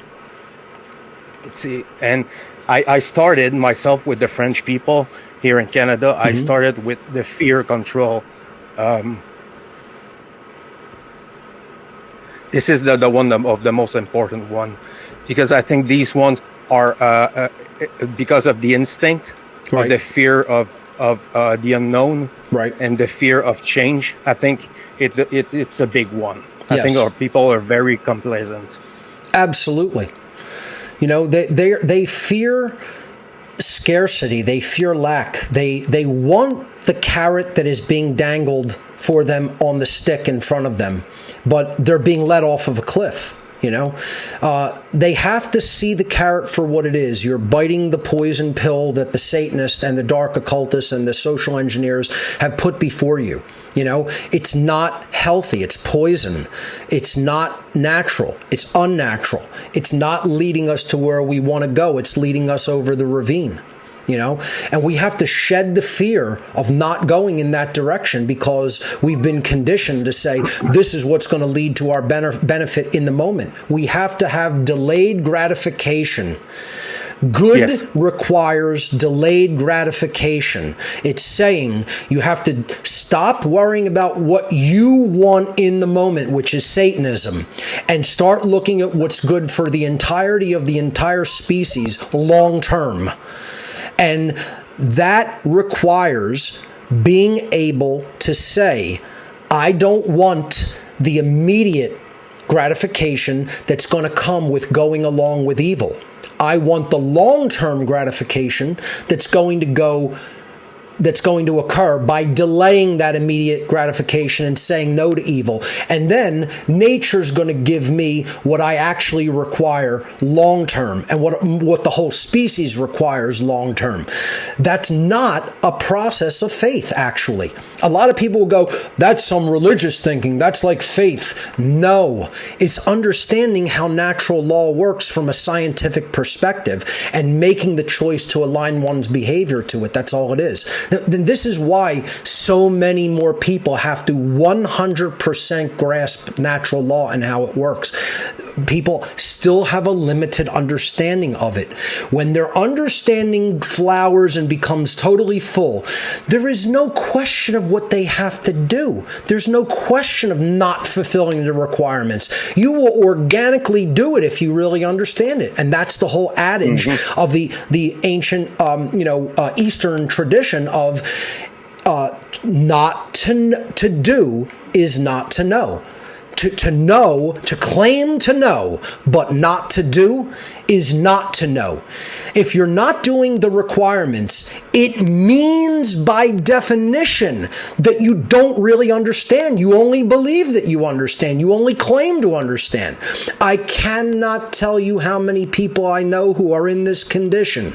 I cannot tell you how many people in the freedom movement are in this condition. It's almost everybody who says they want freedom. The tiniest bit of people who say they want freedom are actively fulfilling the requirements to attain freedom. The vast majority of the people who say I want freedom to manifest in the world, it's lip service, and they are not fulfilling the requirements. And because they are not fulfilling the requirements, it means by definition, really hear me everybody, what I'm saying here is profound. If you are not fulfilling the requirements that are necessary to the attainment of freedom, it means definitionally, by definition, that you do not yet know how freedom really works. And worse than that, worse than not knowing, if you actually do have an intellectual understanding of it and you're still not doing it, what it means is you really don't give a fuck. You don't care. You don't care certainly enough to move yourself into that state of action and fulfill the requirement of you. It means that either your mind is broken in some capacity and you don't really understand the requirement, or way worse, your heart is broken in some capacity and you just don't give enough of a fuck about it. And then there's a third thing. Maybe your guts are broken in some capacity and you're just a fucking coward. And you got to confront yourself and face the fact that you let fear consume you and you're just cowardly and you won't act because you let cowardice consume yourself, consume your soul. But think about those three things, right? How bad does that make an individual? If you don't want the universe to be perceiving you as someone who is actually a bad human being, you gotta fucking work yourself out of that fucking condition. This is not rocket science, ladies and gentlemen. This is simple, logical progression of understanding of how something works in nature. It's not rocket science. Fred, we're going to be talking about this stuff on your show tomorrow, right? I'm being interviewed tomorrow? Okay. Yes. 8 p.m., tomorrow right? 8 p.m. Eastern. 8 p.m., yeah, exactly. And you were talking about fear and things like that, and one thing came in thought, and it scarcity mind control. I think this one is one of the bigger. That's right. The biggest, because it's holding people back from growing because they're scared. So. Yep. They're afraid of their own shadow in many cases. They're fearing the simplest things, like having to learn something new and challenging yourself a little bit from a mental perspective that you haven't just done that lifting. It's like it's weakness.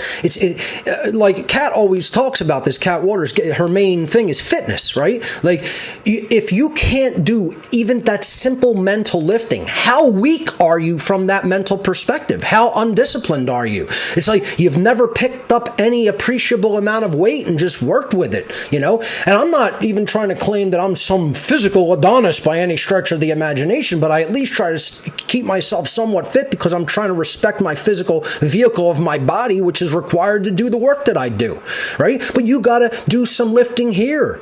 You got to sit and say, if I don't understand what to do or how to do it, then I got to go to work here, be present, apply some mental discipline, and then push myself to learn some new things. This is not difficult to do. Fearing that means that you're weak. Become strong. Stop being weak. Make a conscious decision not to be fucking weak anymore. Put yourself in the mindset of I'm going to do this no matter how much this beats me up and I'm uncomfortable. Oh, well, I'm not telling you to put yourself through torture, right?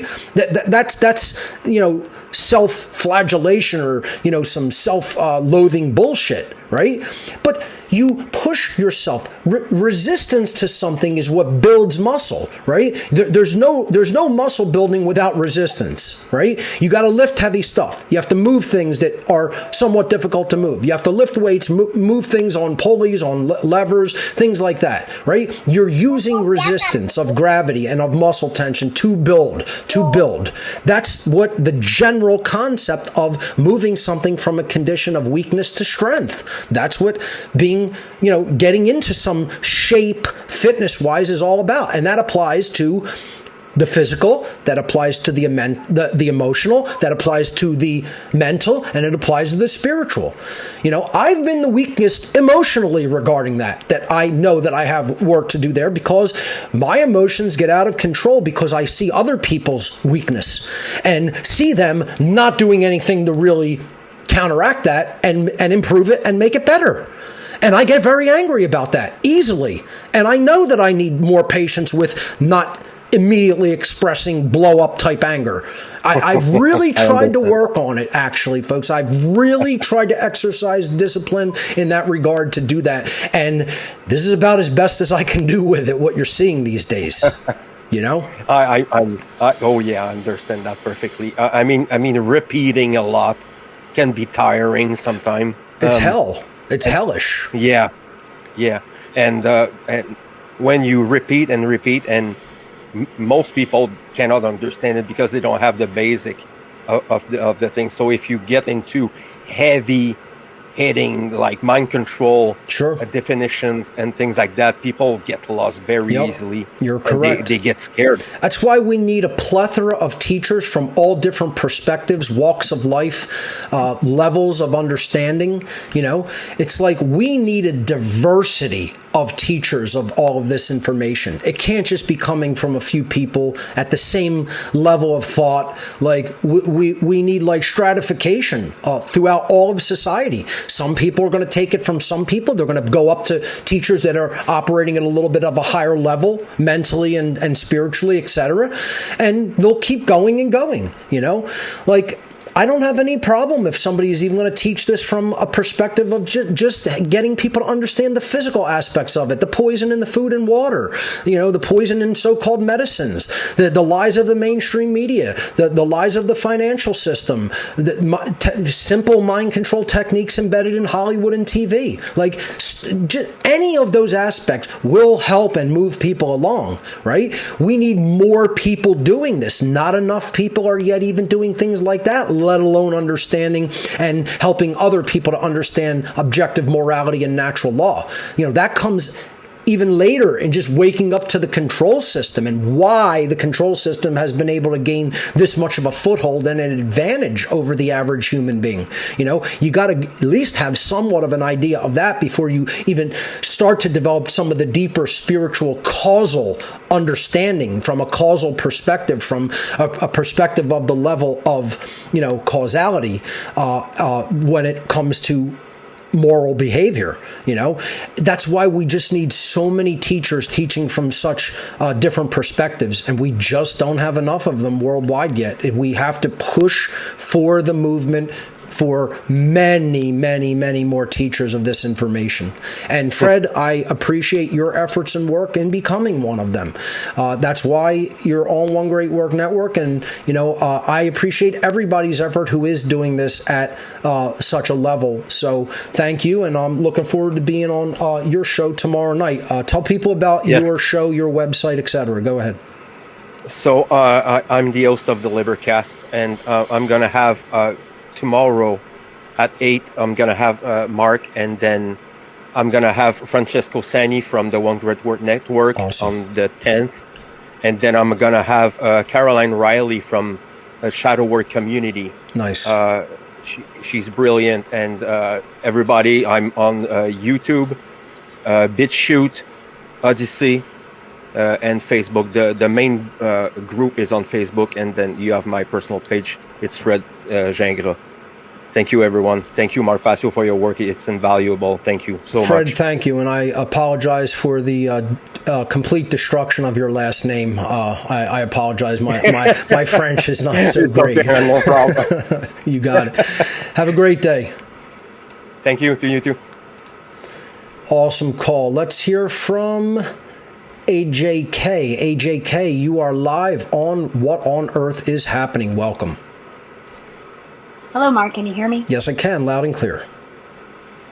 Well, this is a great show. I just want to let everybody know that I took your How to Become the True Media last year. Awesome. And I learned a lot. I just want to let everybody know who's listening to this show today that Mark is an excellent instructor. Thank you. He is wonderfully patient with his students. However, if something happened to him during the day, you might hear about it. I have been known to vent from time to time. No, but that's fine. And I think what many of the people who do follow you and your students understand that your anger comes from a righteous passion, and that it's not ever directed toward anybody in Correct. general, other than the fact that it's the hubris of people and their behavior, basically. Absolutely. It's like, I know this person, right? This person can be better than they are, but they're not because of their freaking conditioning. That's right. Anyway, so I just wanted to say that one of the reasons I haven't put out any content yet is because I evidently had to do some more shadow work. Okay. I found myself, I'm a high-minded intellectual, and unfortunately, I don't get into my feelings enough. And when I started doing stuff, trying to create some content, I realized that I was being really heady. I wasn't connecting on, where people actually are. One of the great things about communication and correspondence is you have to meet people where they're at. And I realized, well, I'm not doing that. So, I've been working on my correspondence with others, trying not to overtalk people, trying not to change the subject, because I think that people can follow my train of thought, which they can't. Nobody can. So I've really learned a lot about compassion, and your shadow work videos, I've watched them over and over and over again, and they are brilliant. Thank you. And I want to thank you for that. Also, I want to say that I'm going to have something out this summer. I'm working on something that I think will come across well, and I hope you all enjoy it. But I haven't set myself up yet as far as an online presence. But I just wanted to thank you and let everybody know that the skills that I learned in this class was amazing. I know more now than I knew when I took internet technology back, 10, 20 years ago. He taught me more in those 23 weeks than I could have learned in 3 years of going to college, a decade ago. Thank you. That's a wonderful testimonial. I really appreciate that. And I want to let you know that it's worth every penny. And the beauty of it is he has a pre-class and an after-class where you can get to talk to him and ask him questions and everything. And I just want to let everybody know that it's worth every freaking cent. And also, I just wanted to ask you on the topic that you were talking about on that Zachary and Sure. Mr. Fred Sure, were go right discussing ahead. regarding the mind control. One of the interesting things that I've read recently, of course, is Edward Bernays' propaganda book. Oh yeah. And I'm getting into the epigenetics, which is very important. You're very right, because it talks about the human condition. That's right. And yeah. And while you're on that topic for 1 second, I don't mean to interrupt your train of thought. I'll let you continue. But I am going to just let people know that I fully intend at the very beginning of next year, my first topic, I unfortunately don't have the time even in like 3 shows and the 2 now remaining to do this to the extent that I really want to do it. I will be presenting starting in January of 2024, when the first episode of What on Earth is Happening for next season comes out, I'm going to do a extended version of the Unholy Feminine presentation on this show. And it will probably take 6 to 8 shows for how I'm going to extend and enhance that presentation and re-deliver it in extreme depth on What on Earth is Happening, because I find that this is a dynamic that is very much not understood, dealing with epigenetics, specifically that topic. It's very, very, very misunderstood and not grasped fully, and I am going to hammer the understanding of that presentation, which I feel is one of my most important presentations, into my viewing audience starting next year. That's going to be probably the first 6 to 8 episodes of What on Earth is Happening for next season, more likely than not. So I just wanted to say, regarding epigenetics, I feel that's the presentation that I delved into that the most extensively, and I'm going to do that even more starting next season. So continue, AJ. Well, thank you, Mark. I'm looking forward to that. But what I was saying is the thing regarding propaganda is that propaganda is a tool of mind control. They're not one and the same. It's right. a tool of it. Yes. And what I find really interesting is that, you can go on YouTube, you can go on Facebook, you can go on Telegram especially, and see all these really short posts of little blurbs of people saying, oh, this is going on and this is going on, without any factual things to back it up. Right. It's more like, well, this is a glittering generality and I'm in a card stack because I don't like this guy. And a lot of people don't understand that, there are 5, there's the bandwagon, the plain folks, the card stacking, where you don't have all the facts. Right. Because propaganda only has 3 rules. It wants to tell you how to think, it wants to sell you something, or it wants you to feel something. Right. And so those are the things that you have to be on guard as a sovereign person, a person that's within natural law, who has used the trivium and has the critical thinking skills and the logic within you to say, wait a minute, this isn't giving me all the information. I'm not going to run with it. Right. And I find that a lot of people, especially with TikTok, I hate that app, that they don't have the attention span to even take in that information. More than 20 minutes. Right. Yes, exactly. Just to get the grammar under their belt. You got to get the grammar first before you even interpret it or act on it. Well, I think that those, understanding that propaganda is a tool regarding the human condition, and that the trivium and the grammar are so important, that I'm going to be starting way back at the basics regarding natural law and how that works. And I think that maybe I'll have a different perspective that people can look at, because, well, hopefully, I can just say hopefully. But I just wanted to thank you and it's always ask you what you thought about being able to, because you've already covered the propaganda stuff so well. Sure. I was wondering if you had any other, because I have your. Could you direct me to something other that would help me? I think you're heading in the right direction regarding epigenetics. I think this is something that people really have to study further to understand. They're moving into the realm where they're using the techniques, as you're saying that propaganda rightly is, a technique of mind control, an implementation, a tool of it, an implement of it, to actually change genetic conditions in humanity. And this is what I call epigenetics. So yes, exactly. Epigenetics is changing the gene expression.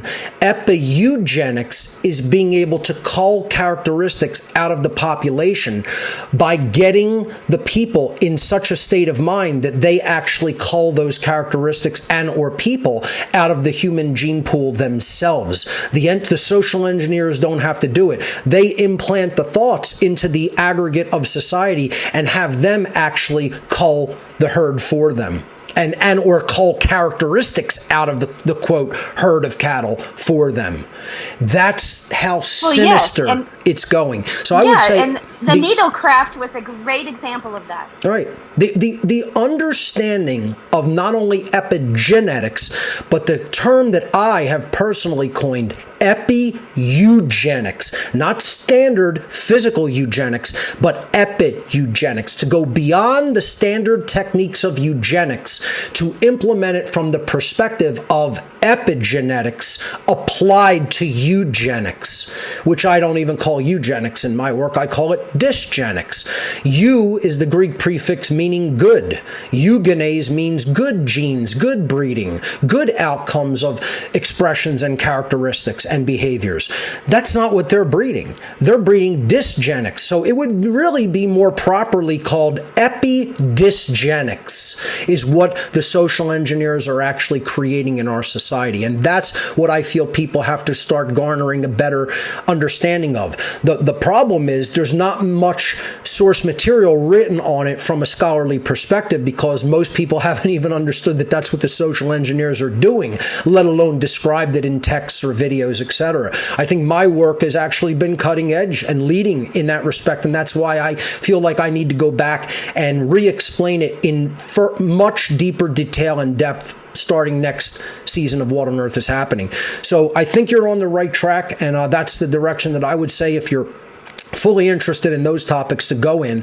And I think it's also a good thing, before I let you go, that you are refining your techniques, that you're refining the way that you speak out and influence. If you did listen back to an attempt to do something and you weren't happy with it, it's always good to go ahead and try to refine that technique. And as you said, like, try to meet people where they are at.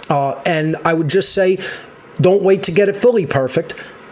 Get it to the point where you're comfortable and you feel it's good, then put it out, and you could refine that more and more as you go. So I'm really, really glad that you are doing that work, and you really got a lot of positive value out of the enrollment and attendance of the How to Become the True Media seminar last year. And thank you for your testimonial to that effect.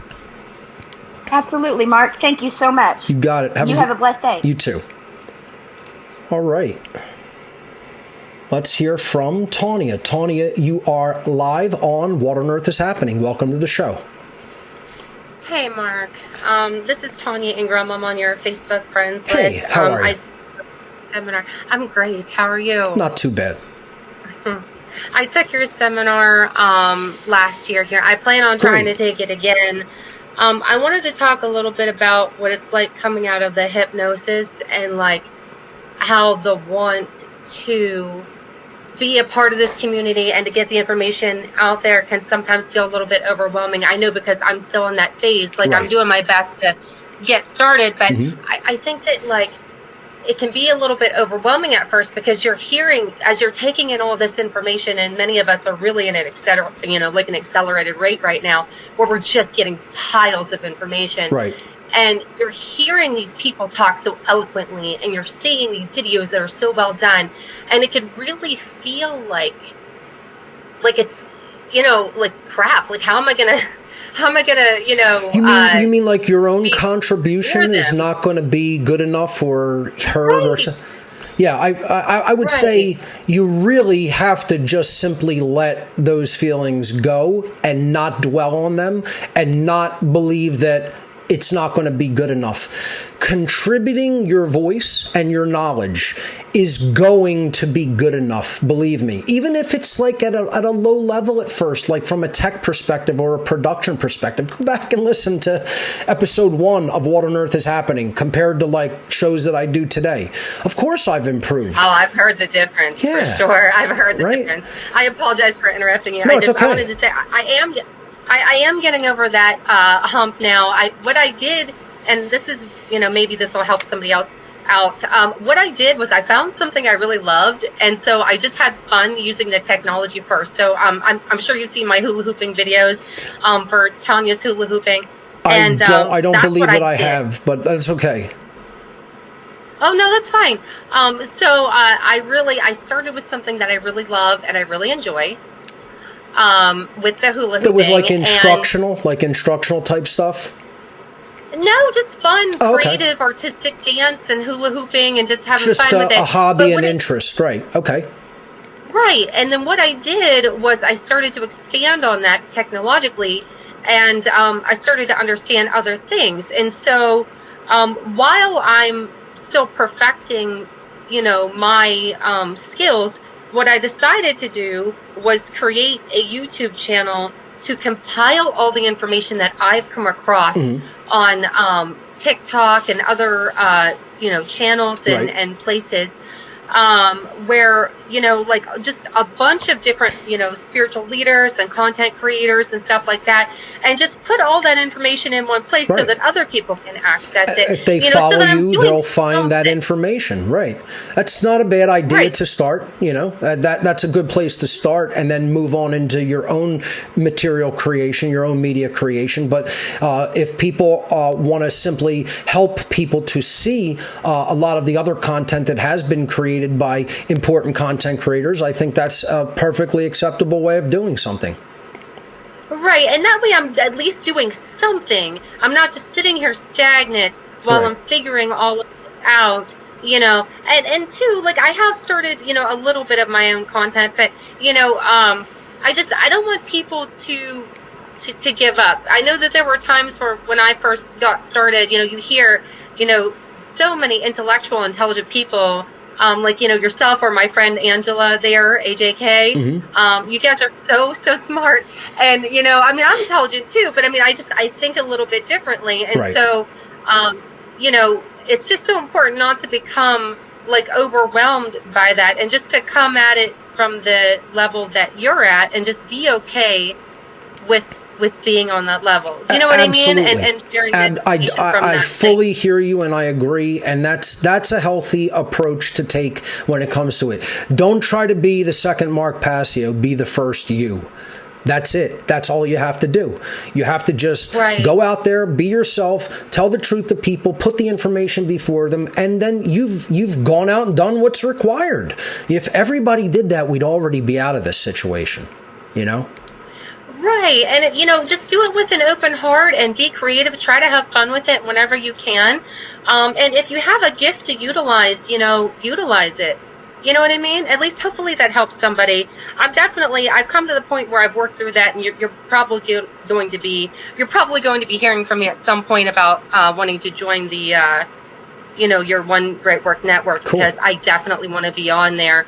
I'm not 100% sure on what your guidelines are. I wanted to ask you about that. There are no hard and fast guidelines. It's I will look at people's work and just say, is this a good contribution to the understanding of what needs to be understood to rectify the situation? Is the person really getting into the necessary topics, explaining them well, taking it seriously, putting work out there, reaching people, talking about morality, talking about natural law, and then I'll make them an offer to come on board the network, and if they want to be onboarded, we'll do that. That's just basically how it works. Yeah. Oh, I apologize. No, I it's didn't mean to interrupt you. How do we contact you about that? Like, what do we do? Some people will send me some of their work. They'll send me links to like their main website or something like that. And then other people, they never contacted me. I contact them. I get the contact information from their website or social media and then make the offer to them to come on the network. So some people have asked me to come on. I've looked at their work and made a decision. Some people I've reached out to on my own and invited them. So it really has to do with the content. And, if I encounter it, or if somebody sends it to me to look at and I decide it's a good fit, it's basically I'm the curator of the network.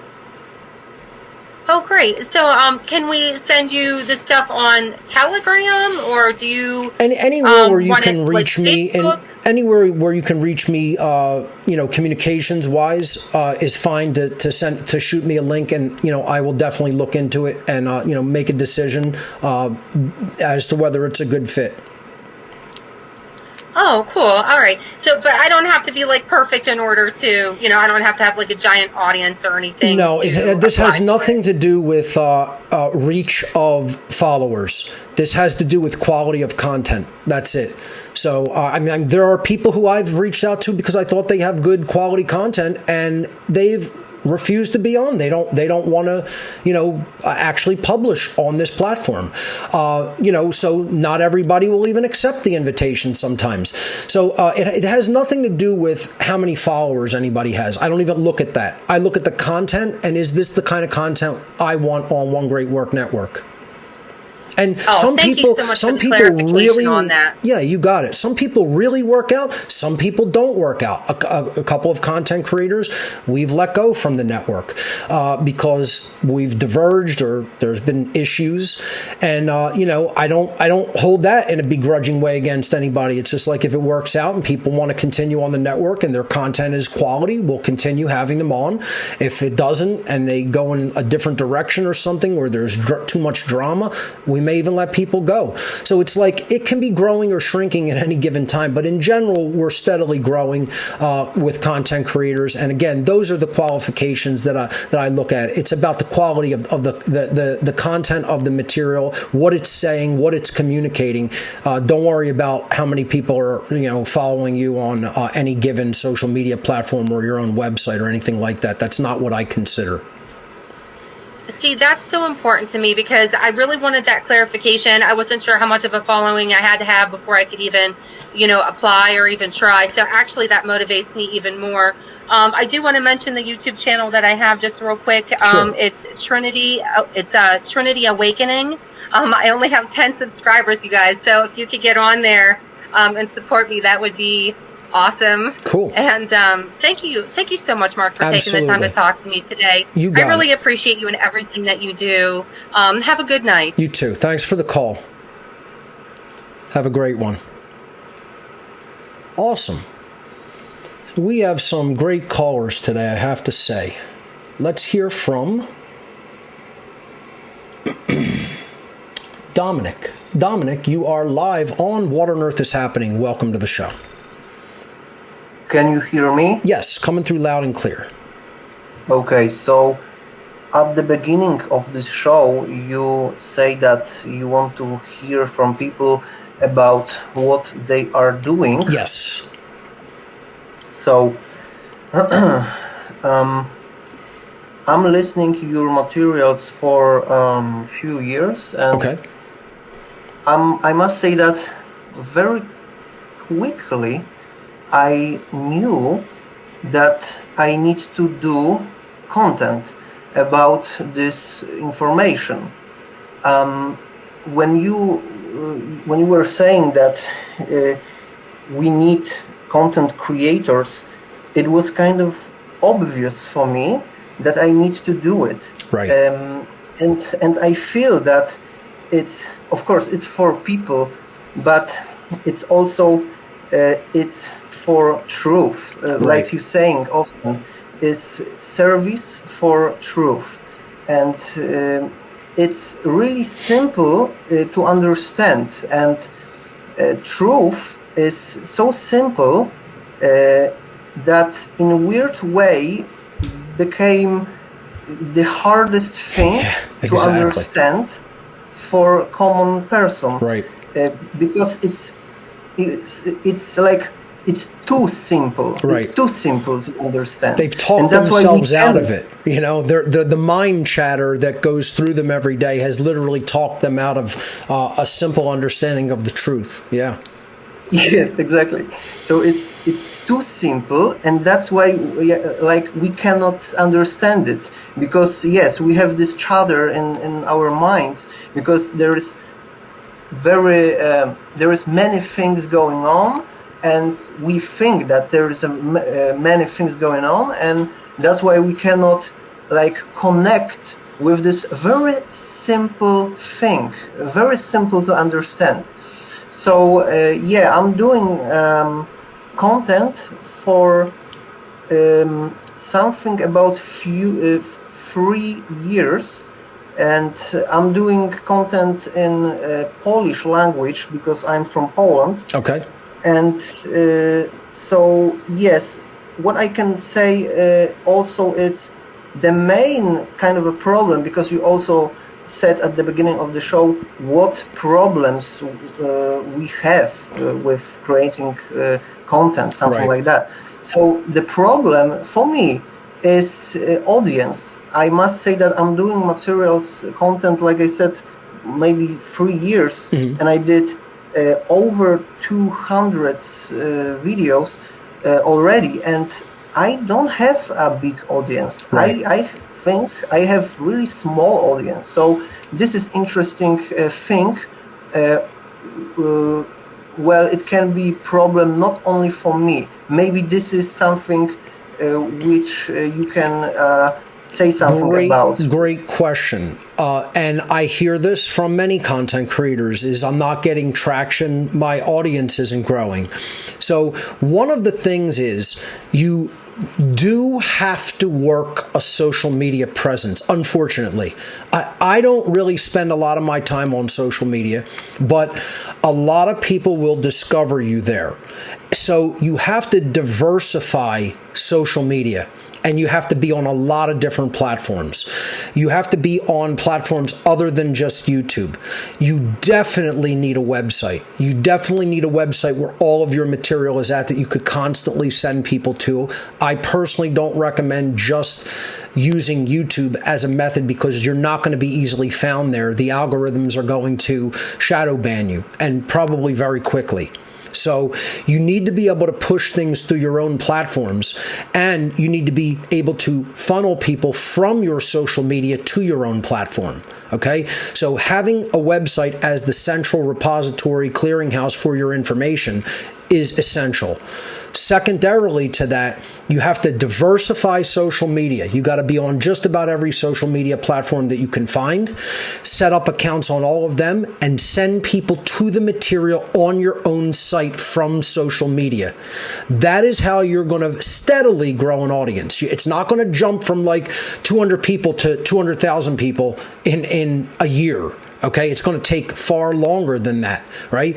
I still don't even have 200,000 followers. I passed the 100,000 follower mark, and I'm probably around close to 150,000 on just YouTube, right? You count all other social media platforms, it's certainly more than that combined, when you take it all into account together. But, there's one popular celebrity has 10 million followers, 10 million subscribers.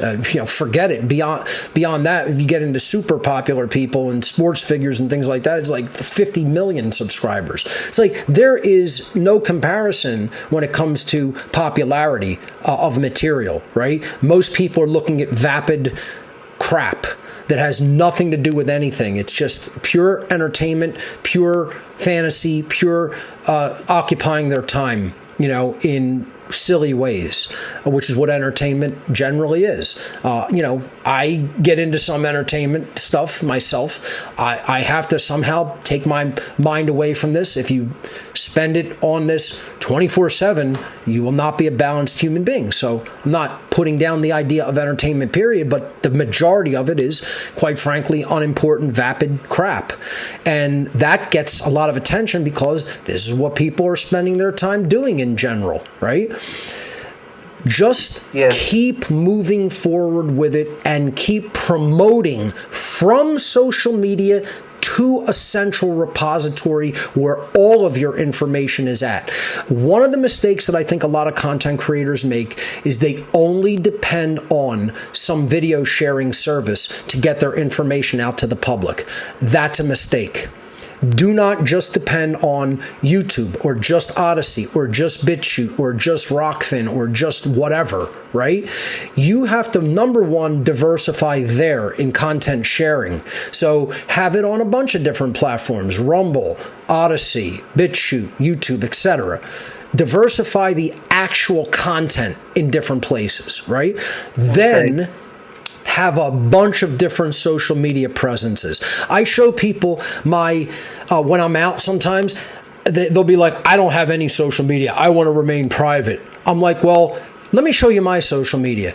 And I take my phone and I fling through a list of all the social media platforms just listed as bookmarks in my phone, right? And they're like, holy shit, you're on all of those platforms? I'm like, yeah. How do you think you're going to get the information out to people?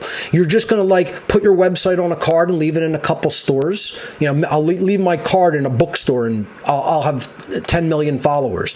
You have to put yourself out there. It's just like anything else. If you're going to want to be have a lot of friends, you have to put yourself out there and have a social presence. You can't be a person who is just going to sequester themselves and become a recluse. You can't be a hermit, right? The hermit part of this is when you're learning, right? Then shelter yourself, be a hermit, sit in your room, do nothing but read until you have a firm understanding of everything that's going on, right? I went through that period when I was young. I was a hermit for quite a few years, where I was just devouring all of this information nonstop. At some point, you have to let that part trail off, and you have to ramp up being social. And believe me, I wouldn't say I'm an introvert. I'm certainly more extroverted than I am introverted, but I don't necessarily like many people. Let's just put it that way, right? I have some misanthropic qualities by my own admission, right? Because imagine the totality of what I've come to understand, and then imagine the average dolt on the street or in a pub. I don't necessarily love putting myself out into a social situation. And guess what? It's a very, very similar reflection from reality out on the street or in a pub to social media. It's about the same quality of consciousness out there. But you have to do it. You have to put yourself out there in a social capacity to grow your information, to grow attraction to your information. If you don't put yourself out there, it can't happen.